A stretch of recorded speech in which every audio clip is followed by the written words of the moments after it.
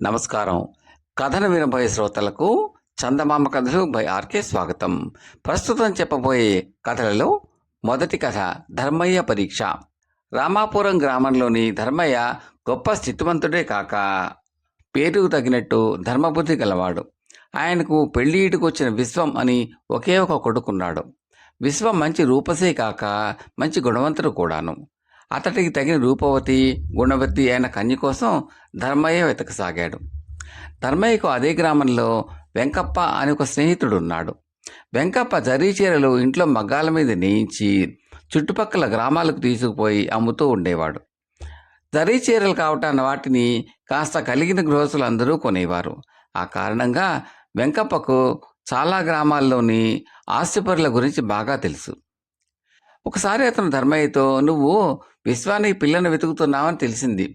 పేరవరంలో రాజయ్య గారికి కమల అనే అందమైన అమ్మాయి ఉన్నది. వీరవరంలో రామయ్య గారికి సరళ అనే చక్కని కూతురున్నది. వీళ్ళిద్దరినీ నువ్వు విశ్వం ఒకసారి వెళ్ళి చూసి ఇద్దరిలో నచ్చిన వారిని ఎన్నుకుంటే సరిపోతుంది. రాజయ్య రామయ్య ఇద్దరూ కూడా సాంప్రదాయాల్లో ఆస్తిపాస్తుల్లో నీకు సరితూగలవారు అన్నాడు. ధర్మయ్య వెంకప్ప చెప్పిన విధంగా విశ్వాన్ని వెంటబెట్టుకుని 2 గ్రామాలకు వెళ్ళి కమల సరళాలను చూసి వచ్చాడు. ఇద్దరూ ఒకరిని మించిన ఒకరు అందగత్తెలుగా తోచారు. విశ్వం ఆ ఇద్దరిలో ఎవరో ఒకరిని వధువుగా ఎన్నుకునే భారం తండ్రి మీద ఉంచాడు. ధర్మయ్యకు ఆ ఇద్దరిలో ఎవరిని కోడలుగా తెచ్చుకోవాలి అన్నది పెద్ద సమస్యగా పరిణమించింది. ఆయన వెంకప్పతో, ఈ కోడల్ని తెచ్చుకోవడం అనేది పెద్ద సమస్యగా తయారైంది వెంకప్ప. కమలా సరళ ఇద్దరూ మంచి అందగత్తెలే, కానీ అందం శాశ్వతం కాదు కదా. అందుకని వాళ్ళిద్దరి గుణగణాలకు చిన్న పరీక్ష ఒకటి పెట్టి అందులో నెగ్గిన పిల్లను నా కోడలుగా తెచ్చుకోవాలనుకుంటున్నాను. ఇందుకు నీ సాయం కావాలి అన్నాడు. అందుకు వెంకప్ప నవ్వి, నా సాయమా, దానికేమీ, ధర్మ సూక్ష్మాలు ఎన్నో తెలిసినవాడివి, నీకు మంచి పేరున్నది. నీలాంటి స్నేహితుడికి సాయం పడడం కంటే నాకు కావాల్సిందేముంది అన్నాడు. అప్పుడు ధర్మయ్య వెంకప్పకు చేయవలసిన పని ఏమిటో వివరించాడు. వెంకప్ప ధర్మయ్య చెప్పిన విధంగా కొన్ని కొత్త నమూనా జరీ చీరలు తీసుకుని మొదట పేరవరం వెళ్ళాడు. కమల వెంకప్పను చూస్తూనే, కొత్త రంగు చీరలు ఏమైనా తెచ్చావా అని అడిగింది. వెంకప్ప చీరల మూట ఇప్పుతూ, కొత్త రంగు చీరలు ఏవైనా నేయగానే మొదట చూపేది మీకే కదమ్మా అని చీరలను కమల ముందు ఉంచాడు. ఆ కొత్త జరీ చీరలను చూసి కమల చాలా ముచ్చటపడింది. వెంకప్ప వాటిల్లోంచి ఒక చీర తీసి కమలకు ఇస్తూ, ఇది తీసుకోండి అమ్మగారు, మీకు చాలా బాగా నప్పుతుంది. జరీ నేత కూడా దట్టంగా ఉన్నది. కట్టుకు చూశాక నా ఎందుకని మీరే తప్పక మెచ్చుకుంటారు అన్నాడు. కమల చీర తీసుకుని, మరి ఈసారి రవిక ముక్కలు తెచ్చినట్టు లేదే, తెచ్చి ఉంటే చీరకు తగిన రవిక కూడా తీసుకునేదాన్ని కదా అన్నది. దానికి వెంకప్ప తలగోకుని, అవును మరి, కానీ రవికకు మనకి వచ్చే గుడ్డ మగ్గ మీదే ఉన్నది. వారం 10 రోజుల్లో తప్పక తెచ్చిస్తాను అని చీర ఖరీదు తీసుకుని వీరవరం వెళ్ళాడు. అక్కడ రామయ్య కూతురు సరళకు కూడా వెంకప్ప తెచ్చిన జరీ చీరలు బాగా నచ్చాయి. అతడు ఆమెకు ఒక చీర ఇచ్చి, అమ్మాయి గారు, దీనికి తగిన రవిక గుడ్డ వారం రోజుల్లో తెస్తాను. ఈలోపుగా తొందరపడి ఎవరి దగ్గర కొనకండి. ఈ చీరకు నప్పే రవిక గుడ్డ మగ్గం మీద ఉన్నది అని చెప్పాడు. సరళ చీర డబ్బు ఇచ్చింది. వెంకప్ప స్వగ్రామం చేరాడు. 2 వారాలాగి ధర్మయ్య చెప్పిన మీదట కమల సరళల చీరలకు తగిన రవికల గుడ్డలు తీసుకుని బయలుదేరాడు. ముందుగా అతడు కమల వద్దకు వెళ్ళి, అమ్మాయి గారు, మీరు కొన్న చీరకు తగిన రవిక గుడ్డ తెచ్చాను చూడండి అన్నాడు. అయితే కమల అతడితో, అక్కర్లేదే వెంకప్ప, రవిక గుడ్డ మరొకరి దగ్గర కొన్నాను అన్నది. వెంకప్ప సరైనని బయలుదేరి సరళ ఇంటికి వెళ్ళాడు. సరళ అతన్ని అంత దూరాన చూస్తూనే, రవిక గుడ్డ తెచ్చినట్టున్నావు అవునా అని అడిగింది. అవును తెచ్చాను అమ్మాయి గారు, కాస్త ఆలస్యమైంది, మీరు మరొక చోట కొనుక్కోలేదు కదా అని అడిగాడు వెంకప్ప. సరళ నవ్వుతూ, ఇంత మతిమరిపోయితే ఎలాగయ్యా వెంకప్ప, చీరలోనే రవిక గుడ్డ కూడా మడత వేసి ఉన్నది. నువ్వు వెళ్ళాక చీర మడతలన్నీ విప్పుతూ ఉంటే రవిక గుడ్డ కింద పడింది, ఇదిగో చూడు అంటూ గదిలోకి పోయి రవిక గుడ్డ తెచ్చి చూపించి, ఆ రోజున నీకు చీర ఖరీదే ఇచ్చాను, ఈ రవిక ముక్క ఖరీదేమిటో చెప్పు, ఇస్తాను అన్నది. వెంకప్ప తలగోకుంటూ, మర్చిపోయానమ్మాయి గారు, పెద్దవాడిని అయిపోతున్నాను కదా అంటూ ఆ రవిక గుడ్డ ఖరీదు తీసుకుని తిరుగు ప్రయాణమయ్యాడు. వెంకప్ప గ్రామానికి తిరిగి వస్తూనే ధర్మయ్య దగ్గరకు వెళ్ళి జరిగిందంతా చెప్పాడు. అంతా విన్న ధర్మయ్య తృప్తిగా తలాడించి, నా కాబోయే కోడలెవరో తేలిపోయింది వెంకప్ప. మంచి ముహూర్తం చూసుకుని తాంబూలాలు మార్చుకోవటాన్ని బయలుదేరాలి అన్నాడు. ఇంతకు నువ్వు ఏ అమ్మాయిని కోడలుగా చేసుకోబోతున్నావో నాకు చెప్పనే లేదు అన్నాడు వెంకప్ప. అప్పుడు ధర్మయ్య, నువ్వు మొదట నేను ఇవ్వమన్న చీరలను కమలకొకటి, సరళకొకటి ఇచ్చావు కదా అన్నాడు. అవును, నువ్వు ఇవ్వమన్న చీరల్ని వాళ్లకు వాటి గురించి కాస్త పొగిడి మరీ ఇచ్చాను అన్నాడు వెంకప్ప. ఆ 2 చీరల్లోనూ మనం వాటికి 70 రవికెల గుడ్డ ముక్కలను కూడా మడత వేసి ఉంచిన సంగతి నీ గుర్తున్నది కదా అన్నాడు ధర్మయ్య.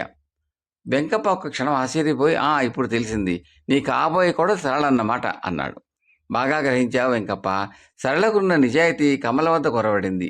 కమల చీర మడతల్లో ఉన్న రవికె ముక్కను దాచుకున్నది. అందువల్లనే నువ్వు దాన్ని తిరిగి అమ్మడానికి వెళ్తే తాను మరొకరి దగ్గర కొన్నాను అని అబద్ధం చెప్పింది. ఇటువంటి చిన్న చిన్న విషయాల్లోనే మనుషుల అసలు బుద్ధులు వెల్లడవుతూ ఉంటాయి. సరే, కమలకి ఇచ్చిన రవికె గుడ్డ ఖరీదు ఎంతో చెప్పు, ఇస్తాను అన్నాడు ధర్మయ్య. వెంకప్ప సంతోషంగా, భలే వాడివే ధర్మయ్య, దాని ఖరీదు నాకు ఇస్తావా? నీ మనసుకు నచ్చిన కోడలు దొరకడానికి ఉడతాభక్తిగా నేనేదో చిన్న సహాయం చేశాను అన్న తృప్తి నాకు చాలు అన్నాడు. ఆ తర్వాత ధర్మయ్య కొడుకు విశ్వానికి సరళకు వైభవంగా వివాహం జరిగింది. కథ సమాప్తం. రెండవ కథ, కామరాజు కోపం. కామరాజు అనే అతడికి కోపం ఎక్కువ. అతడికి ఈ మధ్యనే పెళ్ళయింది. భార్య సుశాంతి కాపురానికి వచ్చిన మొదటి రోజున అత్తవారింట్లోకి ముందుగా కుడికాలు పెట్టి నడవమని హెచ్చరిస్తున్నా పరధ్యానంగా ఉండి ఎడమకాలు పెట్టింది. కామరాజు అది చూసి కోపంతో భార్య చేయిపుచ్చుకుని విసురుగా వెనక్కు లాగి, ఇంతమంది చెప్తున్నా వినవేం, ముందు కుడికాలు పెట్టు అని అరిచాడు. ఆ క్షణంలోనే సుశాంతికి తన భర్త అమిత కోపిష్టి అని తెలిసిపోయింది. తర్వాత ఇంట్లోని పళ్ళాలు, చెంబులు, లోటాలు అక్కడ తొట్టలు పడి ఉండటం చూసి అత్తగారు చెప్పకుండానే అదంతా తన భర్త ప్రతాపమని ఆమె గ్రహించింది. ఇంట్లో తెల్లగా సున్నం వేసిన గోడలకు అక్కడ పచ్చని మరకలు, ఏవో కూరల మరకలు ఉన్నవి.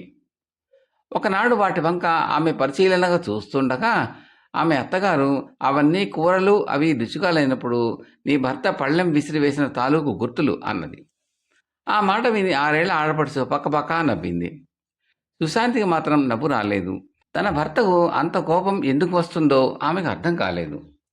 ఈ సంగతి ఒంటరిగా ఉన్నప్పుడు సుశాంతి భర్తను అడిగింది.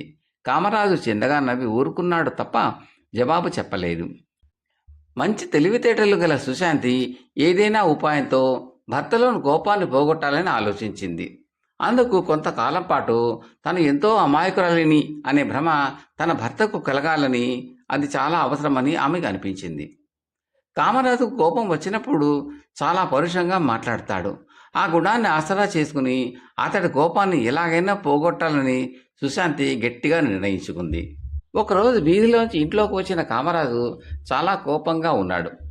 అతడు ఆ కోపాన్ని భార్య మీద చూపిస్తూ, పళ్ళెల్లో 4 మెతుకులు వేసి తీసుకురా, త్వరగా తిని తగలడాలి అన్నాడు. సుశాంతి అలాగే తీసుకువచ్చి పళ్ళెం అతడి ముందు పెట్టింది. కామరాజు ఆశ్చర్యపోతూ మరింత కోపంగా భార్య కేసు చూశాడు. సుశాంతి అదేమీ గమనించినట్టు, మరేదో పనిలో ఉన్నట్టు నటిస్తూ, అయినా ఇదేం విడ్డూరం అండి, అంతా అదేదో కథల్లో విన్నట్టుగా ఉంది. అసలు 4 మెతుకులతో మీకు ఆకలి ఎలా తీరుతుంది? నాకైతే అస్సలు అర్థం కావట్లేదు అన్నది. తన భార్య కావాలనే అలా చేసిందని అంతవరకు మండిపడుతున్న కామరాజుకు భార్య మాటల వెనక ఉన్న అమాయకత్వాన్ని గమనించేసరికి కోపం కాస్త ఎగిరిపోయింది. పెళ్ళైన కొత్తలో తన భార్య అమాయకురాలే అనుకున్నాడు, కానీ మరి ఇంత అమాయకురాలు అని మాత్రం అనుకోలేదు కామరాజు. ఈ విధంగా 2-3 సార్లు ఇలాంటి తరహా సంఘటనలే జరిగాయి.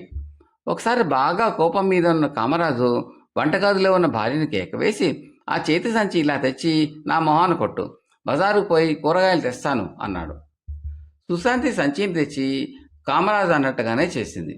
కామరాజు కోపంగా ఇదేమిటి అని అడిగితే ఆమె అమాయకంగా, నాకేం తెలుసునండి, బజారుకు వెళ్లే ముందు సంచిని భార్య అలా మొహాన కొట్టడం మీ ఇంటి ఆచారమేమో, అలా చేస్తే శుభం జరుగుతుంది కాబోలు అనుకున్నాను అన్నది. కామరాజుకు ఏం చెప్పాలో పాలు పోయింది కాదు.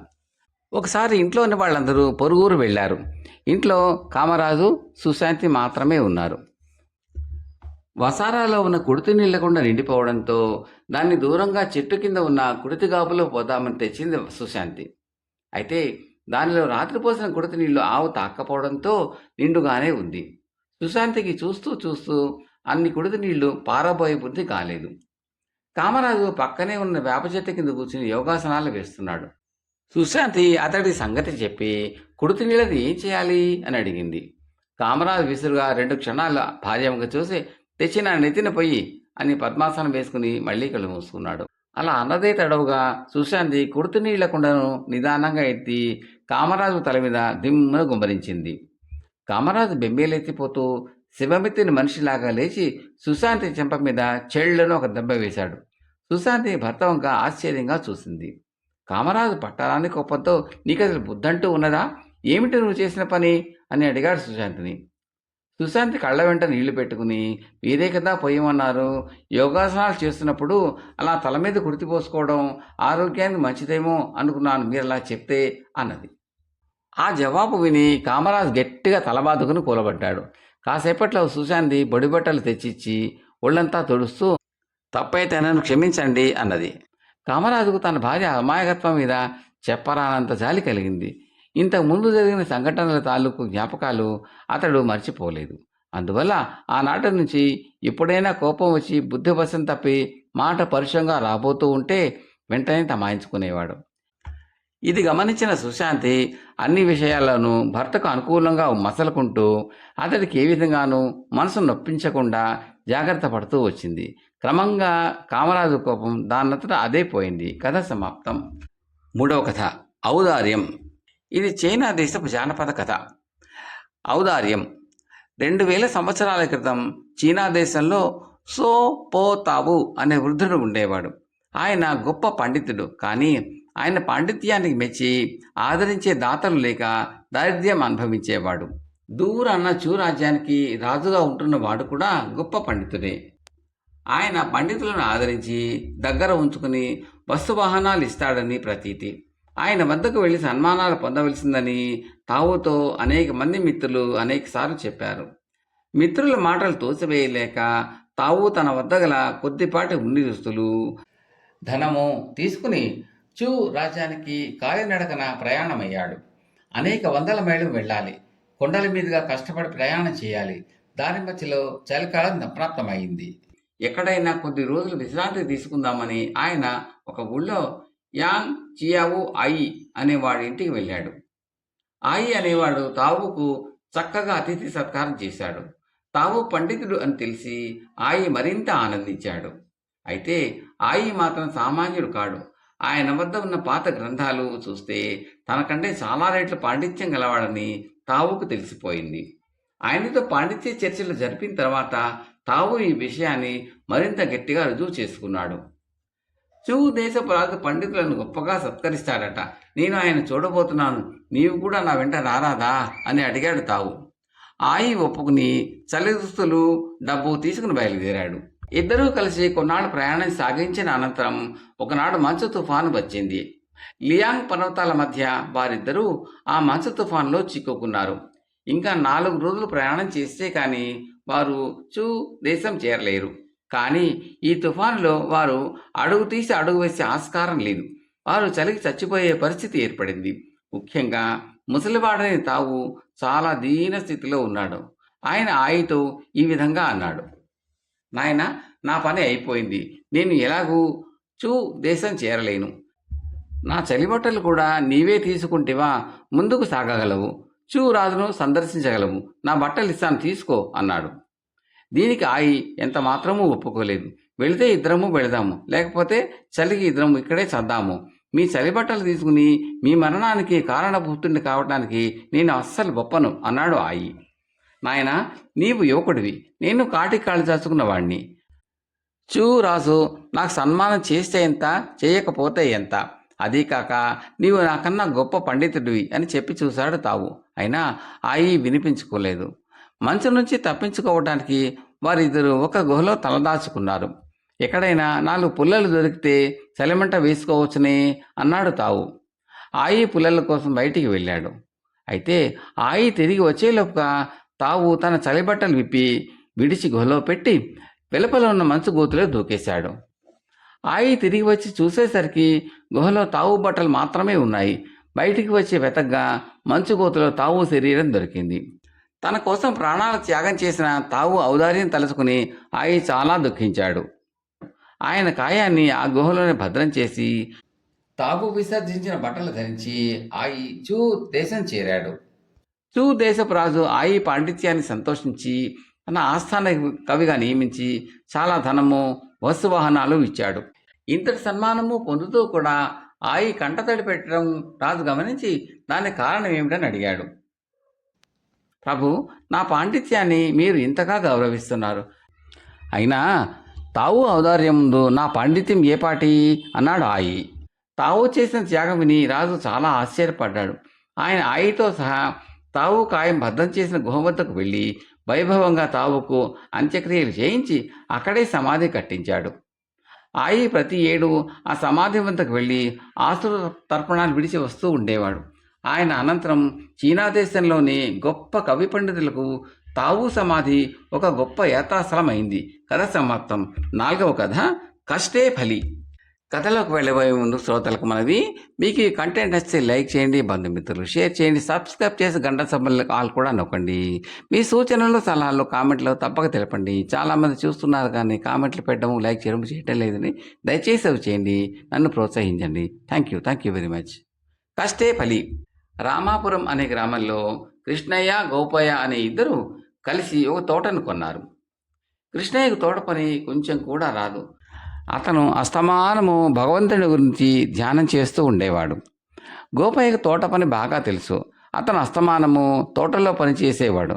పిచ్చి మొక్కలు పీకి పారేయటము, చెట్లకు పాదులు చేయటము, నీరు కొట్టడము, ఎరువులు వేయటము, ఇలాంటి పనులతోనే అతని రోజంతా గడిచిపోయేది. ఆ ఏడు తోట బాగా కాసింది. కాయలు పళ్ళు అమ్మగా బోలెడంత డబ్బు వచ్చింది.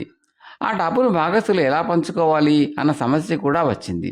వచ్చిన డబ్బును సమంగా పంచుకునేటందుకు ఇద్దరూ ఒప్పుకోలేదు. నేను చచ్చేటట్టు రాత్రి పగళ్ళు చాకరీ చేయటం వల్ల చెట్లు బాగా కాశాయి, నాకు హెచ్చుబాటా కావాలి అన్నాడు గోపయ్య. నేను నిశ్చలమైన మనసులో కూర్చుని దేవుడిని ధ్యానించటం వల్ల దేవుడు అనుగ్రహించి మంచి రాబడి వచ్చేటట్టు చేశాడు, అందుచేత నాకే హెచ్చుబాటా రావాలి అన్నాడు కృష్ణయ్య. ఈ విధంగా ఇద్దరు కొంతసేపు వాదించుకున్న మీదట గ్రామాధికారి వద్దకు వెళ్ళి తమ తగు తీర్చమన్నారు. గ్రామాధికారి వారి ఇద్దరి వాదనలు విని, నేను మీ ఇద్దరికి ఒక చిన్న పని పెడతాను, ఈ రాత్రి మీరు ఆ పని పూర్తి చేసుకుని రేపు ఉదయం రండి, అప్పుడు నేను మీకు వాటాలు ఎలా ఉండాలో చెబుతాను అన్నాడు. ఆయన వారిద్దరికీ చెరో 2 మూటలు వడ్లు ఇచ్చి వీటిని దంచి బియ్యం చేసుకురండి అన్నాడు. మూటలు తీసుకుని కృష్ణయ్య గోపయ్య ఇళ్లకు వెళ్ళిపోయారు. కృష్ణయ్య వడ్లు దంచడానికి ప్రయత్నించక వడ్లను బియ్యంగా మార్చే భారం భగవంతుడి మీద వేసి భగవద్ధ్యానం చేసి పడుకుని నిద్రపోయాడు. గోపయ్య తెల్లవారులు మేలుకుని ఒక 3 వడ్లు దంచి దాన్ని మాత్రం బియ్యం చేయగలిగాడు. ఒక రాత్రి వేళ గ్రామాధికారి ఇద్దరిళ్ల మీదుగా వచ్చాడు. కృష్ణయ్య ఇంట వడ్లు దంచుతున్న అలికిడి లేదు. గోపయ్య ఇంటి మాత్రం ఆ అలికిడి వినిపించింది. మర్నాడు గోపయ్య కృష్ణయ్య మూటలతో గ్రామాధికారి వద్దకు వచ్చారు. గ్రామాధికారి కృష్ణయ్య తెచ్చిన మూటలు 2 విప్పి చూస్తే వాటిలో ఒక బియ్యపు గింజ కూడా లేదు. దేవుడి అనుగ్రహం వల్ల వడ్లన్నీ బియ్యం అయి ఉంటాయి అనుకున్న కృష్ణయ్య ఆశ్చర్యపోయాడు. గోపయ్య తెచ్చిన 2 మూటలలో 1 మూట నిండా బియ్యము, 2 మూట నిండా వడ్లు ఉన్నాయి. చూసావుటయ్యా కృష్ణయ్య, పాటుపడందే ఫలితం లేదు. నువ్వు పని చేయకుండా దేవుణ్ణి నమ్ముకున్నావు, కానీ ఫలితం లేకుండా పోయింది. కష్టపడకుండా ఊరికే కూర్చుంటే ఇంతే జరుగుతుంది. తోట మీద వచ్చిన రాబడి పూర్తిగా గోపయ్య శ్రమ ఫలితమే. నువ్వు కూడా గోపయ్యతో పాటు కష్టం చేసి ఉంటే ఇంకా హెచ్చు ఆదాయం వచ్చి ఉండేది. ఇక ముందైనా ఇద్దరూ కలిసి పనిచేసి రాబడిని సమంగా పంచుకోండి అని గ్రామాధికారి చెప్పాడు. అటు తర్వాత కృష్ణయ్య కూడా గోపయ్యతో కలిసి అన్ని పనులు చేస్తూ వచ్చాడు. ఆదాయం పంచుకునే దగ్గర వారికి ఎలాంటి తగాదాలు రాలేదు. కథ సమాప్తం.